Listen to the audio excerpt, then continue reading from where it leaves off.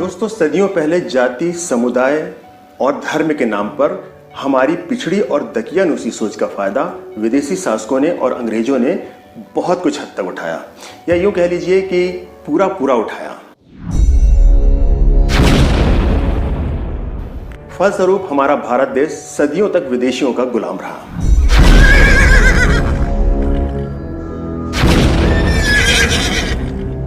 दोस्तों, धर्म और जाति के नाम पर जब तक हम भारतीय एक दूसरे से उलझते रहेंगे, यूं ही लड़ते रहेंगे, तब तक हम गुलामी की चादर से बाहर नहीं निकल सकेंगे।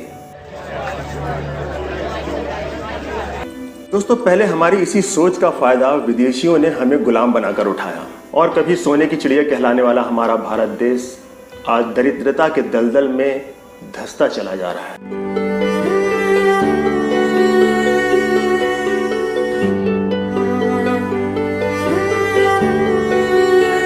दोस्तों, आखिर इसका जिम्मेदार कौन है?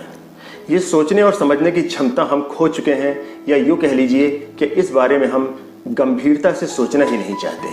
तो दोस्तों, आज मैंने इसी जातिवाद और धर्म को लेकर एक विश्लेषणात्मक वीडियो बनाने की कोशिश की है और मेरे आपसे गुजारिश है दोस्तों कि आप मेरे वीडियो को अंत तक जरूर देखें, ताकि आप इसके सही मर्म को समझ सकें, इसके सही अर्थ, इसके सही सार को समझ सकें। क्योंकि वीडियो को यदि आप स्किप करते हैं दोस्तों, तो हो सकता है कि आपकी समझ में मेरी वो बात ना आ सके जो मैं आपको समझाना चाहता हूँ और जो मैं आप तक पहुँचाना चाहता हूँ। मेरा जो लक्ष्य है, मेरा जो ध्येय है, उसे पूरा करने के लिए दोस्तों, और इसके साथ ही मैं आपसे विनती करता हूँ कि मेरे वीडियो को सब्सक्राइब जरूर करें और सब्सक्राइब करके दोस्तों उसके बेल आइकन को भी जरूर दबा दें, ताकि मैं जितने भी वीडियो बनाता हूँ उसका नोटिफिकेशन आप तक बिना किसी रुकावट के पहुँचता रहे। और दोस्तों, एक चीज़ और मैं ये कहना चाहूँगा कि मेरा जो लक्ष्य है उसमें आप लोगों ने जो साथ दिया है, उसके लिए मैं आपका तहे दिल से शुक्रिया अदा करता हूं।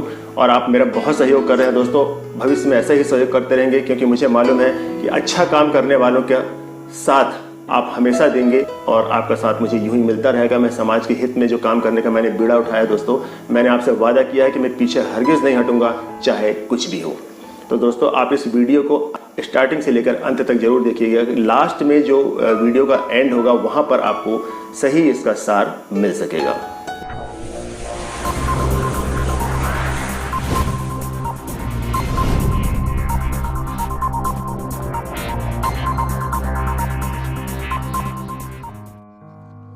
जनपद बहराइच से लगा जनपद है लखीमपुर खीरी।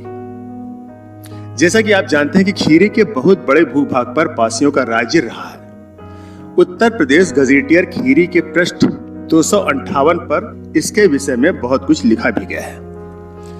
अब तक जो तथ्य सामने आए हैं उससे ज्ञात होता है कि 9वीं, 10वीं, 11वीं, 12वीं और 13वीं शताब्दी तक इस पूरे क्षेत्र में पासियों का आधिपत्य था।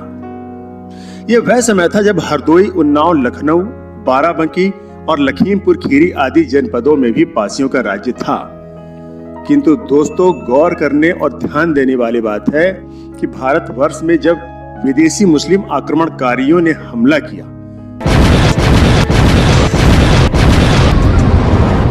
उसके साथ ही साथ राजपूतों के आक्रमण ने भी पासियों के राज्यों को नष्ट कर उन पर अपना कब्जा कर लिया।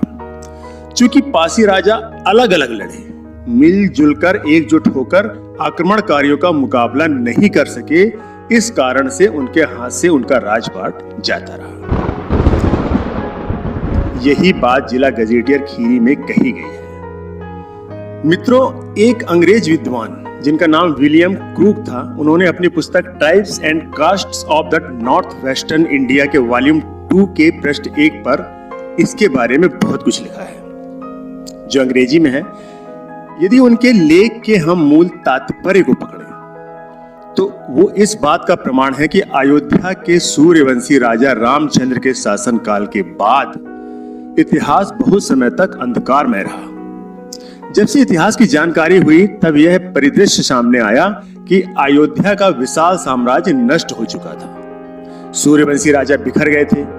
अयोध्या का विशाल राज्य 3 खंडों में विभक्त हो गया था। अयोध्या के पूर्वी भाग पर चेर जाति के लोगों का राज्य हो गया था। अयोध्या के मध्य भाग पर भरों का और अयोध्या के पश्चिमी भाग पर, जिसमें आज के जनपद बाराबांकी, श्रावस्ती, बलरामपुर, लखीमपुर खीरी, सीतापुर, लखनऊ, हरदोई उन्नाव एवं रायबरेली आदि जिले आते हैं। इन पर पासियों का आधिपत्य हो गया था। चेर, भर और पासी सभी भारतवर्ष के मूल निवासी हैं। इनको आर्यों ने जंगलों एवं पहाड़ों में खदेड़ दिया, लेकिन अवसर मिलते ही ये जातियां पहाड़ों एवं जंगलों से आकर अयोध्या के विभिन्न क्षेत्रों पर काबिज हो गईं। शताब्दियों में पासियों के अनेक गणराज्य थे। 12वीं और 13वीं शताब्दी में बाह्य आक्रमणकारियों और राजपूतों के हमलों से पासी राज्यों का बहुत नुकसान हुआ। उन लोगों ने न सिर्फ राज्यों पर कब्जा कर लिया, बल्कि पासियों के ऐतिहासिक धरोहरों एवं उनकी संस्कृति को भी नष्ट कर दिया। जिला गजेटियर खीरी प्रकाशन वर्ष 1979 के पृष्ठ 20 पर भी इसी बात की पुष्टि की गई है। दोस्तों, वीडियो को ज्यादा लंबा ना करते हुए मैं अपने मुख्य तथ्य पर आता हूं।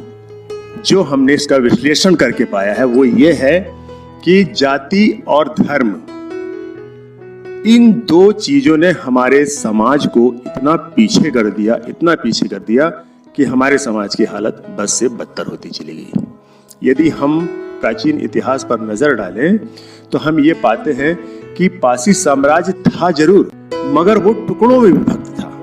छोटे छोटे राज्य थे अलग अलग, वहां पर पासी राजा अपना राज्य करते थे और इसका फायदा उठाकर मुस्लिम आक्रमणकारियों ने, विदेशियों ने और राजपूतों ने हम पर आक्रमण करके हमारे बटे हुए राज्य को समाप्त कर दिया और उस पर अपना राज्य जमा लिया।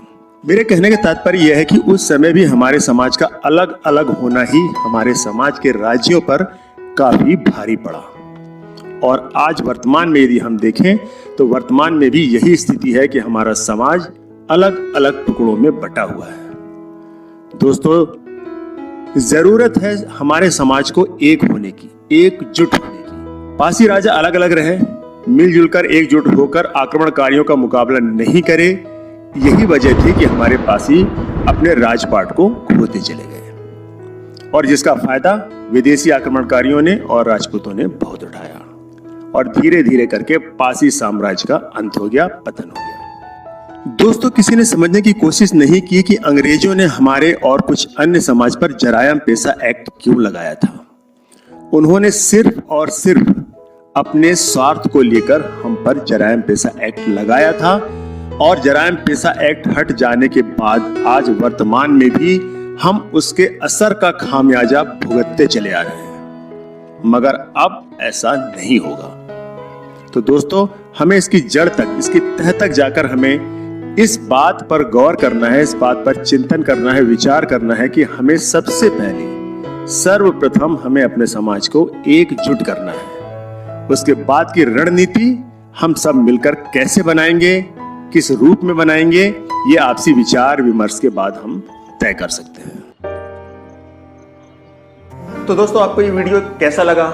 मुझे उम्मीद है कि आपको ये वीडियो जरूर पसंद आएगा दोस्तों। और यदि आपको ये वीडियो पसंद आया है तो मैं आपसे एक बार फिर रिक्वेस्ट करता हूं कि आप मेरे चैनल को सब्सक्राइब करें, बेल आइकन को जरूर दबाएं, वीडियो को लाइक करें दोस्तों, और वीडियो को ज़्यादा से ज़्यादा शेयर करें ताकि हमारे समाज के सभी लोग इस वीडियो को देख सकें। और दोस्तों, यदि मुझसे कोई गलती होती है तो उसके लिए मैं क्षमा प्रार्थी हूँ, लेकिन आप उस गलती को इंगित जरूर करें दोस्तों। मेरे कमेंट बॉक्स पर जाकर के आप अपने विचार रख सकते हैं, आपके विचारों का स्वागत है दोस्तों। मेरा लक्ष्य, मेरा ध्येय, मेरा उद्देश्य यही है कि मैं अपने पासी समाज को उसी ऊंचाइयों तक ले जाऊं जिसके लिए हमारे बड़े बड़े वीरों ने और बड़े बड़े राजा महाराजाओं ने कुर्बानी दी थी।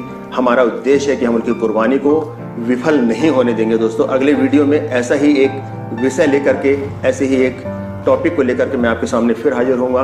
तब तक के लिए मैं आपसे इजाजत चाहता हूं। जय हिंद, जय भारत, जय पासी समाज।